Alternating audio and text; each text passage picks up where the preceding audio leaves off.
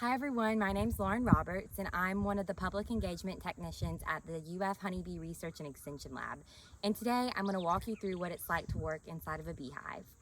I'm going to finish suiting up and then you can join me. Before you start working your bee colonies, it's important to make sure that you have all your equipment together and at hand.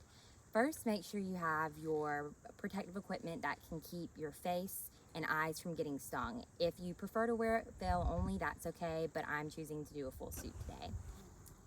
So when you approach your hive, it's important to smoke all the entrances. And the use of the smoker is so that the smoke will mask the alarm pheromones that the bees are producing. It's not putting them to sleep, it's not making them drowsy, and it's not causing the workers to gorge on honey like some people think. It's simply to mask the smell of the alarm pheromones so that they don't attack you. So once you've smoked all entrances, you'll then go in, and if you look at this hive, the top is a honey super, and then below we have our brood box.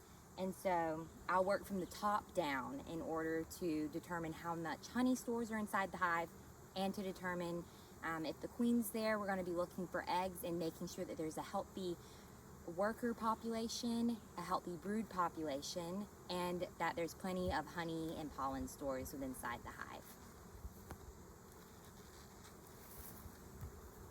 This job's particularly hard to get the boxes open because the bees produce so much propolis, and the propolis actually comes from tree resins that's gathered by the worker bees, and so it's a really sticky substance, and it's very hard to get inside.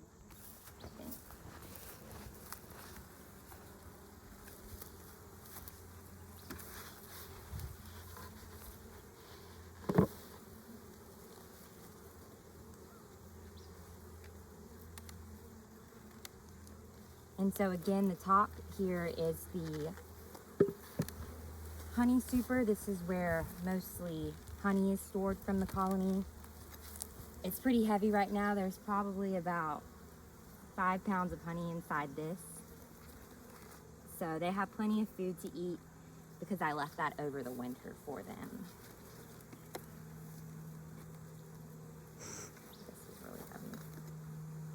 After taking the honey super off, you can see very clearly that this is a 10 frame hive. There is an option to have an 8 frame hive. However, it's really up to the beekeeper's preference, and I prefer a 10 frame hive. It just gives the bees a little bit more room to build. So this entire top is full of honey. This is where the heart of the hive is. This is where the brood's going to be at, and the queen in most given circumstances. So we'll very carefully go through and start working, and we're looking again for eggs and honey and the queen. So a very healthy brood population and food stores is really important. So taking my hive tool here, we're just going to break through this propolis very gently because we don't want to cause a lot of disturbance. And it's probably a good idea to give a little bit of smoke to mask those alarm pheromones.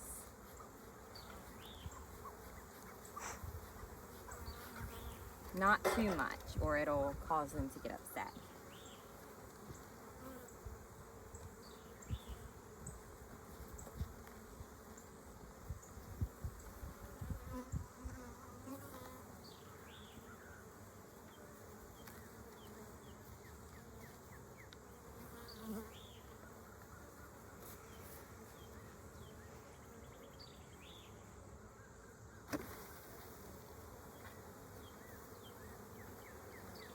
There's a lot of propolis built up on that frame.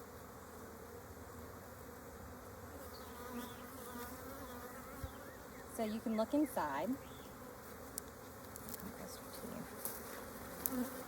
and see that there's a lot of open cells, so there's not a lot of brood on this frame. This could just be a cycle. However, I do see a lot of eggs inside. It looks very similar to a grain of rice, so it's really hard to see with the human eye. But what's important is that you're looking for brood and eggs in the queen. I don't see the queen on this frame, so we're going to keep going and just looking through this hive. So if we're looking at this frame, This section right here is full of cap brood. We would like to see more of a cap brood pattern that looks more like a football shape. However, considering that there's a lot of eggs that has already been laid inside of these open cells. So we have cap brood, we have eggs, we also have larvae, which means they're about 3 to 6 days old. Pupa are also developing under these cap cells right here.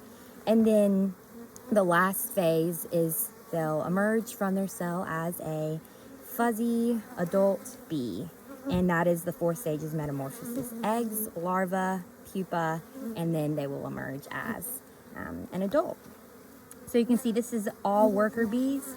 Some of them are carrying pollen on their pollen baskets or their hind legs. And there's a couple drones on this. Here's a drone right here. The queen's not on this frame, so we're gonna keep looking until we spot her, hopefully. But there is plenty of eggs, so that means that the queen has been on this frame within the past 3 days. So she is alive. We just haven't laid eyes on her yet.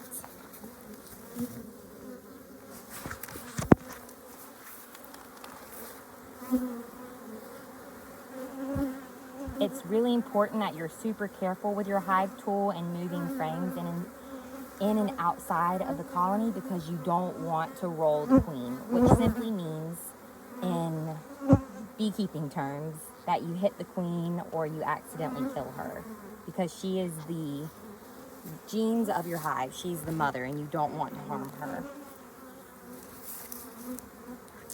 So again, just looking really quickly, see if we can spot her. There's some eggs on this frame as well, some cap brood, plenty of workers. A lot of these bees on this frame are known as nurse bees, right? So worker bees they make up the heart and soul of this hive. There's about 80,000 worker bees in this colony. So the worker bee will emerge from the cell. The worker bee will then become a nurse bee, feeding others, will become a construction worker and building combs. And then as its later part in its life, the worker bee will begin foraging, which means it will leave the colony in order to gather resources. There's 4 main resources that the worker bee is going to be looking for when it's traveling outside of the colony, and that includes looking for water, because just like us, they need H2O to survive. The worker bee is also going to be gathering tree resin to make the propolis that I talked about earlier. And then the other 2 important resources are nectar and pollen from flowers. And then once the worker bee has found any of those resources, she'll actually come back to the hive and share that information with her fellow sisters so that they can gather more for the colony.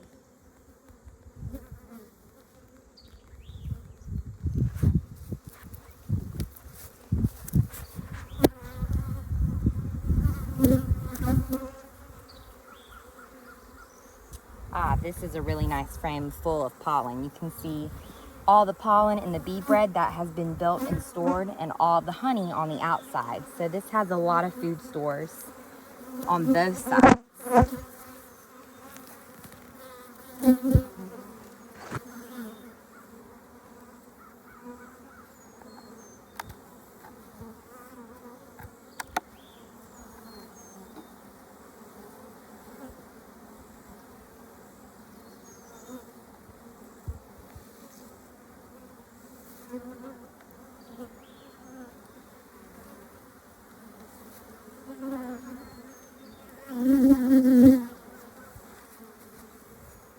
This is capped honey, and the bees will use this throughout the year as its main source of energy, because honey is mostly sugar and carbohydrates, which is a great energy source for the bees.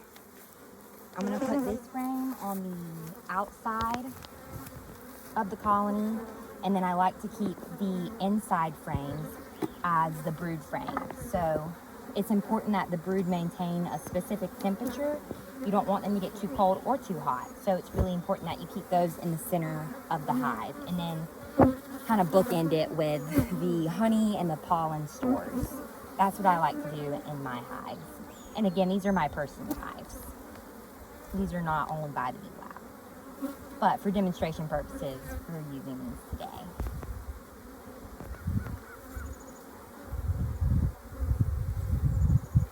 Within inside a colony, there's 3 caste systems, and to describe those, the first is the worker bee. Everyone knows who she is, right? She's the non-reproducing female inside the colony. She's doing most of the work. The second is the queen bee. She's widely known as well. That's where most of the that's where all the genetics are coming from, your queen. She's laying 2,000 eggs to 3,000 eggs per day. It does depend on the time of year.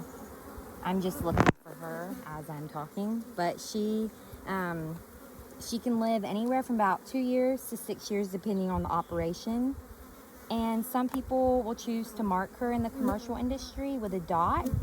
I don't use that mechanism within my hives, but it's a great way to identify your queen and her age. And then the final role inside the colony is the drone. And the drone is the only male inside of the colony. Mostly what his job includes is regulating air temperature through thermoregulation within inside the colony. And then he'll also mate with virgin queens from other colonies. So he's not mating with the queen inside of the colony because that is his mother, right? So he's gonna leave and find another queen and mate with the other queen. So aside from those 2 jobs, drones really don't do a whole lot. They mostly gorge out on honey. And in the winter, the females will actually kick the drones out because, well, they don't contribute a whole lot to the system within inside. There's a couple bees doing a waggle dance. If you zoom in inside on the center of this, you can see she's doing a waggle dance to communicate to her fellow sisters and workers where the pollen or nectar source is. And that describes the distance and how far away it is. So a really important tool of communication is dancing. Alright, still no sign of queens, but we have spotted several frames of eggs, so that's a good sign, even if we don't spot the queen today. There she is. Yeah. So you can see the queen moving. She's looking to find an open cell to lay an egg inside. And again, she'll lay 2,000 to 3,000 eggs per day, and she's got a lot of work to be done. All of the cells on this side's filled with eggs, so she's trying to find any empty gaps. So we've checked the food stores and they look good. We found the queen, there's plenty of eggs, and there's cat brood inside. So this hive looks pretty good. We didn't see many small hive beetles, no signs of varroa, although it is important to come back and do a varroa mite count. And so another day we'll come out and check those, but not today. It's really important that I'll add to always treat your hives for pests, just like, our dogs and cats have pests such as fleas. We have to treat them for fleas. Same concept. We have to treat our honeybee hives for really nasty pests like varroa mites that can then transfer viruses. Just like we're dealing with COVID-19, the bees can deal with some pretty nasty viruses as well if we don't treat our hives for varroa mites. So really important to do that, but maybe tune in and we'll do that another day. But with that said, I'm just going to put the honey super back on, put the lid, and call it a great beekeeping day. So thank you all for joining. If you have any questions, make sure you check out the UF Honeybee Research and Extension Lab's website. We have tons of great resources for you there, and we look forward to seeing you back next time. Thanks, guys.